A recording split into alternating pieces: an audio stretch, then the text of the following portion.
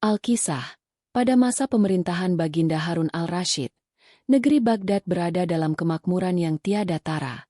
Pasar-pasarnya ramai, majelis-majelis ilmu bergema, dan keadilan ditegakkan dengan arif bijaksana. Namun, di balik ketentraman itu, tersiar kabar dari negeri seberang, jauh di belahan barat, tentang seorang pendeta yang masyhur akan kepandaiannya berdebat. Konon, pendeta itu tidak hanya pandai dalam urusan kitab sucinya, melainkan pula lihai dalam mengguncang keyakinan orang lain.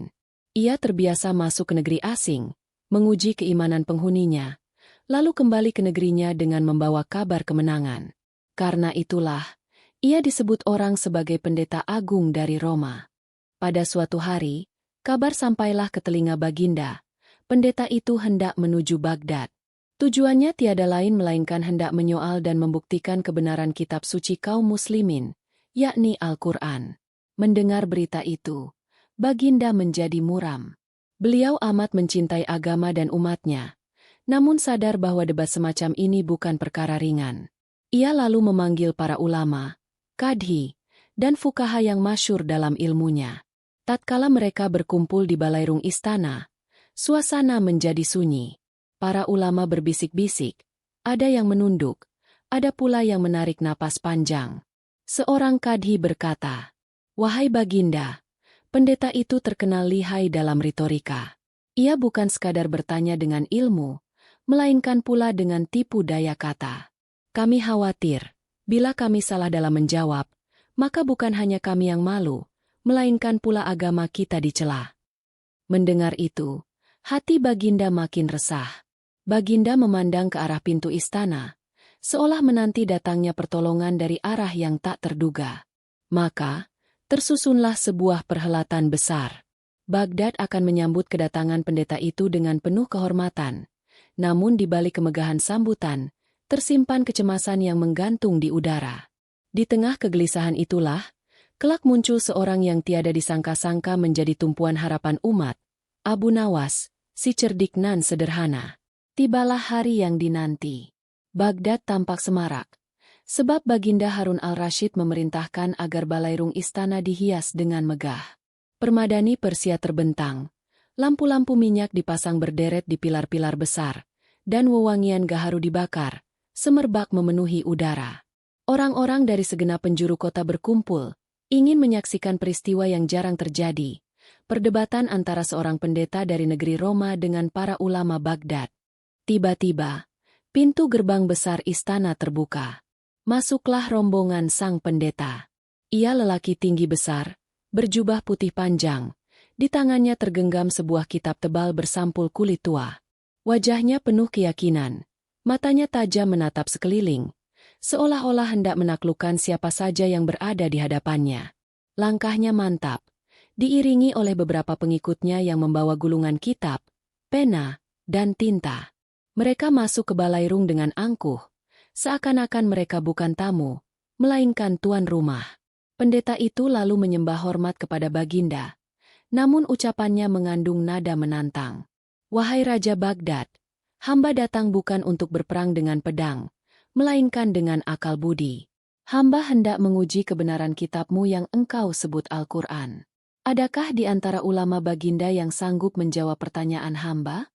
Jika tiada yang mampu, maka ketahuilah, kitabmu hanyalah dongeng semata." Mendengar ucapan itu, wajah Baginda menjadi tegang. Para ulama saling berpandangan. Ada yang berdeham, ada pula yang menunduk tanpa berani bersuara. Sang kadhi yang tua renta maju selangkah, hendak berbicara, namun kemudian mengurungkan niatnya. Seorang faqih yang terkenal pandai dalam fiqh pun hanya menggigit bibir. Takut terjerat permainan, kata sang pendeta. Balairung itu mendadak hening. Hanya terdengar suara kain jubah yang bergeser. Baginda menatap seluruh ulama. Namun tak seorang pun berani menjawab tantangan tersebut. Hati Baginda menjadi gusar. Dalam hati beliau berkata, "Bagaimana ini? Apakah kemuliaan Islam akan tercoreng di hadapan rakyatku?" Tepat pada saat kegelisahan mencapai puncaknya, tiba-tiba terdengar suara riuh dari pintu balairung. Orang-orang menoleh, Dan muncullah seorang lelaki berpakaian sederhana. Jubahnya tidak mewah, sorbannya pun lusuh. Ia berjalan tanpa pengawal, namun langkahnya tenang dan mantap. Dialah Abu Nawas, si cerdik yang sering menjadi buah bibir di Baghdad. Orang-orang berbisik lirih, sebagian meremehkan. Apakah Baginda hendak mengutus orang ini? Bukankah ia hanyalah seorang penyair dan pelawak istana? Mana mungkin ia dapat menandingi pendeta yang masyhur itu? Namun, Baginda Harun al-Rashid justru tersenyum samar. Dalam hatinya, beliau teringat akan kecerdikan Abu Nawas dalam menyelesaikan berbagai perkara pelik. Maka Baginda memanggilnya ke hadapan. "Wahai Abu Nawas," titah Baginda, "sudikah engkau menjadi wakil kami untuk menjawab segala pertanyaan pendeta ini? Janganlah engkau gentar, sebab kebenaran itu milik Allah." Abu Nawas membungkukkan badan dengan rendah hati, lalu menjawab, "Daulat tuanku, hamba hanyalah hamba yang hina, tiada sebanding dengan ulama besar. Namun, andai tuanku berkenan, biarlah hamba yang sederhana ini berusaha semampunya." Orang banyak terperanjat. Ada yang menggeleng-geleng kepala, ada pula yang tersenyum geli. Pendeta itu menatap Abu Nawas dari ujung kepala hingga kaki, lalu tertawa kecil dengan nada meremehkan. "Jadi, inikah orang yang akan mewakili Baghdad? Seorang berwajah lucu dengan pakaian compang-camping? Baiklah, kalau begitu, mari kita lihat apakah lidahmu setajam yang dikatakan orang." Abu Nawas hanya tersenyum tipis. Tatapannya tenang, seakan-akan ia sudah menyiapkan jawaban bahkan sebelum pertanyaan dilontarkan. Maka dimulailah sebuah perdebatan besar, yang kelak akan mengguncangkan balairung istana, membuat rakyat terperanjat, dan membuktikan kebenaran yang tak terbantahkan. Maka setelah segala sesuatunya siap, pendeta itu maju selangkah. Ia berdiri tegak di hadapan balairung istana, lalu membuka kitab tebal yang ia bawa. Suara halamannya yang bergesekan terdengar jelas dalam keheningan ruangan. Ia menatap Abu Nawas dengan sorot mata penuh tantangan, lalu berkata, "Hai lelaki Baghdad, katakanlah padaku, dari manakah asal Al-Quran itu? Siapakah yang menulisnya? Dan bagaimana engkau dapat membuktikan bahwa kitabmu tidak berubah? Sedangkan kitab yang kubawa ini telah melewati tangan ratusan pendeta dan tetap dibaca umatku hingga kini." Hening sejenak. Orang banyak menahan napas. Para ulama yang duduk di sisi Baginda pun menunduk, cemas akan jawaban Abu Nawas. Namun Abu Nawas tidak tergesa-gesa. Ia justru mengangkat kepalanya, memandang pendeta itu dengan senyum yang tenang. Lalu ia berkata dengan suara lantang namun penuh kelembutan, "Wahai pendeta, sungguh pertanyaanmu besar, namun tidaklah sukar bagi orang yang percaya. Al-Quran bukanlah tulisan tangan manusia, melainkan wahyu dari Allah, Tuhan yang Maha Esa. Ia diturunkan melalui Jibril kepada Nabi Muhammad, tidak berkurang dan tidak bertambah walau satu huruf pun." Pendeta mengangkat alisnya, lalu menyela dengan nada mengejek, "Itu hanya pengakuanmu saja. Semua orang bisa berkata demikian. Bagaimana engkau dapat membuktikan bahwa Al-Quran tidak berubah, sedangkan kitab yang kubawa ini pun dikatakan berasal dari wahyu Tuhan?" Abu Nawas tersenyum. Ia melangkah maju, lalu berkata, "Baiklah, izinkan hamba menjawab dengan perumpamaan sederhana, agar orang banyak dapat memahami. Wahai pendeta, katakanlah, bila engkau mempunyai sebuah bejana air jernih, lalu engkau simpan dengan penutup rapat, apakah air itu akan tetap jernih sekalipun berhari-hari lamanya?" Pendeta mengangguk. "Benar, tentu saja air itu akan tetap jernih."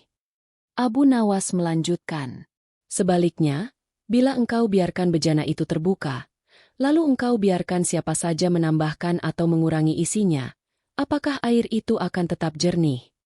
Pendeta terdiam sejenak, lalu menjawab, "Tentu tidak, ia akan keruh dan berubah rasa." Abu Nawas tersenyum lebih lebar, lalu berkata dengan suara yang menggema ke seluruh ruangan, "Maka begitulah Al-Quran dan kitabmu. Wahai pendeta, Al-Quran dijaga oleh Allah sendiri, bagai bejana yang tertutup rapat. Tiada seorang pun dapat menambah atau mengurangi walau satu huruf. Sedangkan kitabmu dibiarkan terbuka, tangan-tangan manusia menuliskan dan mengubahnya, hingga airnya pun keruh dan tiada lagi sebening asalnya. Orang banyak bersorak kagum mendengar jawaban itu. Para ulama mengangguk-angguk, Baginda tersenyum lega, sementara pendeta itu tampak terperanjat. Ia tak menduga jawaban yang sederhana itu mampu mematahkan pertanyaannya dengan begitu gamblang. Namun, pendeta tidak mau menyerah begitu saja. Ia menutup kitabnya dengan keras, lalu berkata dengan wajah merah padam, "Jawabanmu licin seperti belut, wahai Abu Nawas. Namun aku belum puas. Aku akan ajukan pertanyaan lain, dan kita lihat apakah lidahmu tetap bisa menjawabnya." Abu Nawas mengangguk tenang, lalu menjawab, "Silakan, wahai pendeta. Lidah hamba ini lemah, namun kebenaran Al-Quran tiada akan dapat kau patahkan." Balairung kembali hening. Orang-orang menunggu dengan penuh debar pertanyaan berikutnya. Maka pendeta itu, setelah merasa dirinya dipermalukan oleh jawaban Abu Nawas, segera membuka kembali kitab tebal yang ia bawa. Tangannya bergetar, namun wajahnya dipaksakan tetap tegak, seakan-akan ia masih memegang kendali atas majelis itu. Dengan suara lantang, ia berkata, "Hai Abu Nawas, engkau berkata bahwa Al-Quran tidak berubah. Namun lihatlah kitabku ini. Kitab ini telah diwariskan dari generasi ke generasi, ditulis oleh para pendeta agung kami. Bukankah itu tanda ia terjaga? Sedangkan Al-Quranmu hanya dihafal manusia. Apa jaminannya manusia tidak salah, lupa, atau sengaja mengubah?" Orang banyak kembali berbisik-bisik. Sebagian tampak bingung, sebagian lagi cemas. Sebab kata-kata pendeta itu terdengar masuk akal bagi mereka yang tak dalam pengetahuan. Abu Nawas tetap tenang. Ia melangkah maju beberapa hasta, hingga jaraknya dengan pendeta itu hanya selembar karpet. Dengan suara yang jernih dan penuh keyakinan, ia berkata, "Wahai pendeta, ketahuilah bahwa penjagaan Allah lebih kuat daripada pena manusia. Engkau katakan kitabmu terjaga karena ditulis oleh pendeta-pendeta agungmu. Namun bukankah pena manusia dapat tergelincir, dan hatinya dapat tergoda oleh hawa nafsu? Bukankah sejarah telah mencatat, banyak kitab yang engkau sebut suci telah berbeda isinya dari naskah ke naskah, dari satu negeri ke negeri lain?" Pendeta itu terdiam sejenak, lalu berkata, "Itu hanya karena terjemahan dan tafsir yang beragam." Abu Nawas tersenyum, lalu mengangkat tangannya ke arah rakyat yang hadir, seolah hendak melibatkan mereka dalam perdebatan itu. "Baiklah, wahai hadirin, mari hamba bertanya kepada kalian. Jika ada 1.000 orang lelaki menghafal sebuah syair, dan mereka semua membaca dengan lafaz yang sama, maka apakah mungkin syair itu berubah?" Orang banyak menjawab serentak, "Tidak mungkin. Jika semua hafalannya sama, maka tiada tempat bagi perubahan." Abu Nawas mengangguk, lalu menoleh kembali kepada pendeta. "Begitulah Al-Quran, wahai pendeta. Ia dijaga bukan hanya di mushaf, tetapi di dada jutaan manusia. Dari anak kecil di pelosok desa hingga ulama besar di kota, semua membaca ayat yang sama, huruf demi huruf, tanpa bergeser walau satu titik. Maka, biarpun musuh-musuh Islam berusaha menghapus mushaf dari muka bumi, niscaya Al-Quran akan tetap hidup, sebab ia bersemayam di dalam hati para penghafalnya." Suara riuh takbir pun menggema dari rakyat Baghdad yang hadir. "Allahu Akbar! Allahu Akbar!" Pendeta mulai gelisah. Keringat dingin tampak di dahinya. Namun ia masih berusaha menjaga kehormatannya. Dengan wajah menegang, ia berkata, "Baiklah, katamu kitabmu terjaga. Namun apakah engkau berani membuktikan bahwa Al-Quran mampu menjawab persoalan zaman? Kitabku telah berbicara tentang hukum, sejarah, dan ibadah sejak berabad-abad lalu. Apa yang membuat Al-Quran lebih mulia daripada kitabku?" Baginda Harun al-Rasyid menatap Abu Nawas dengan penuh harap. Para ulama menahan napas. Inilah pertanyaan yang akan menjadi penentu. Apakah Abu Nawas benar-benar mampu membuktikan keagungan Al-Quran di hadapan seorang pendeta besar? Abu Nawas menundukkan kepala sejenak, lalu mengangkat wajahnya dengan senyum penuh cahaya. "Wahai pendeta," ujarnya, "jangan tergesa-gesa. Pertanyaanmu besar, maka jawabannya pun akan besar. Dengarkanlah, Niscaya engkau akan tahu bahwa Al-Quran bukan hanya kitab masa lalu, melainkan pula cahaya sepanjang zaman. Balairung mendadak senyap. Bahkan suara helaan napas pun seakan tak terdengar. Semua mata kini tertuju pada Abu Nawas, menanti jawaban yang akan mengguncang hati. Maka setelah pendeta itu melontarkan pertanyaan yang berat, seisi balairung menahan napas. Raja Harun al-Rashid duduk tegak di singgasananya. Wajahnya pucat menanti jawaban. Para ulama terdiam, sebagian meremas jubahnya sendiri. Seakan-akan beban seluruh negeri Baghdad kini berada di pundak seorang lelaki sederhana, Abu Nawas. Abu Nawas memandang ke sekeliling, lalu mengangkat suaranya dengan lantang namun penuh kelembutan. Wahai pendeta, engkau bertanya apakah Al-Quran mampu menjawab persoalan zaman. Maka dengarkanlah, sebab jawabannya telah ada di dalam Al-Quran itu sendiri. Lalu ia melantunkan ayat dengan suara merdu nan fasih. Sesungguhnya kami yang menurunkan Al-Quran, dan sesungguhnya kamilah yang akan menjaganya. Quran Surat Al-Hijr 9. Suara Abu Nawas bergema ke seluruh ruangan. Orang banyak menitikan air mata mendengarnya, sebab lantunan itu bagai cahaya yang menembus hati. Abu Nawas lalu berkata, "Lihatlah, wahai pendeta, kitabmu memerlukan tangan manusia untuk menjaganya. Sedangkan Al-Quran dijaga langsung oleh Allah, Tuhan semesta alam. Inilah jaminan yang tiada dapat ditandingi kitab manapun." Pendeta menggertakkan giginya. Namun belum sempat ia menyela, Abu Nawas melanjutkan dengan suara yang semakin tegas. "Engkau bertanya, apakah Al-Quran relevan bagi zaman ini? Ketahuilah, di dalamnya terdapat ilmu yang tidak lapuk oleh waktu. Lihatlah bagaimana ia berbicara tentang penciptaan manusia dari segumpal darah. Lihatlah bagaimana ia mengajarkan keadilan, kasih sayang, dan larangan menzalimi sesama. Lihatlah bagaimana ia memerintahkan menuntut ilmu dari buayan hingga liang lahat. Adakah kitabmu yang mampu menuntun manusia dalam segala keadaan, dari lahir hingga mati?" Orang banyak bersorak. Takbir menggema. Allahu Akbar! Allahu Akbar! Pendeta terdiam.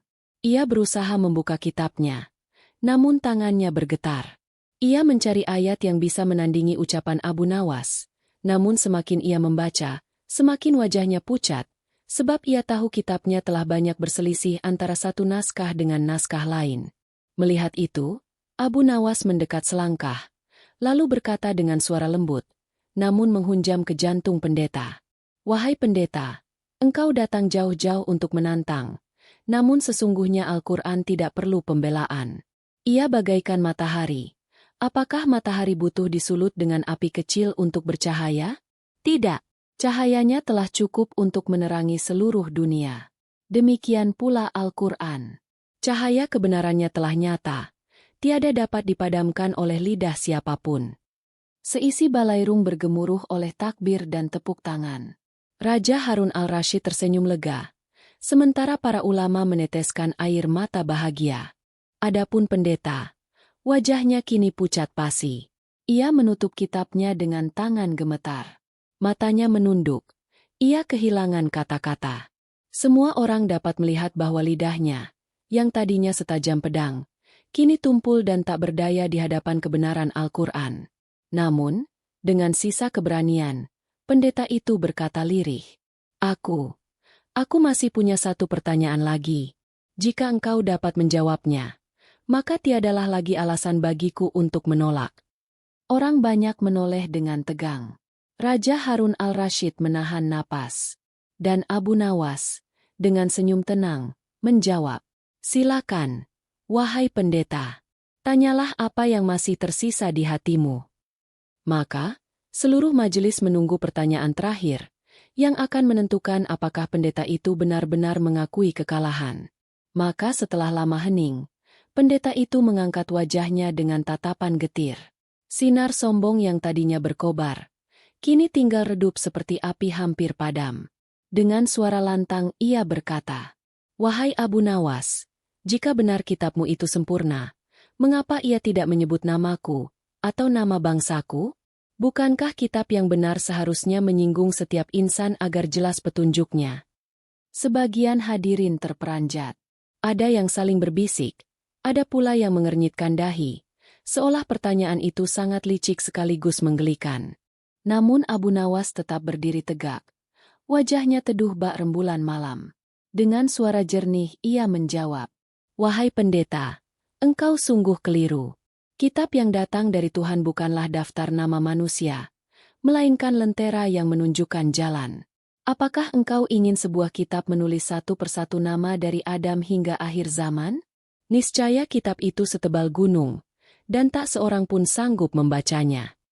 Ia berhenti sejenak, menatap pendeta dengan sorot mata tajam namun penuh kasih, lalu melanjutkan, "Ketahuilah, bukan nama yang penting, melainkan sifat. Engkau datang dengan dada membusung, merasa paling tinggi, merasa tak terkalahkan. Itulah yang sudah dijelaskan oleh kitab suci kami. Sifat sombong, sifat congkak, dan sifat menolak kebenaran. Maka, meski namamu tak tercatat, hakikat dirimu telah tergambar di dalamnya." Suasana balairung berubah hening. Rakyat yang tadi berbisik-bisik, kini menunduk. Hatinya tersentuh oleh kata-kata Abu Nawas. Abu Nawas menambahkan dengan suara lebih lembut. "Seperti halnya cermin, ia tidak menuliskan namamu di atas kaca, tetapi ia memperlihatkan rupa wajahmu yang sebenar. Maka jangan engkau menuntut kitab itu menyebut namamu, cukup engkau bercermin padanya, maka engkau akan tahu siapa dirimu." Mendengar itu, pendeta menggigil.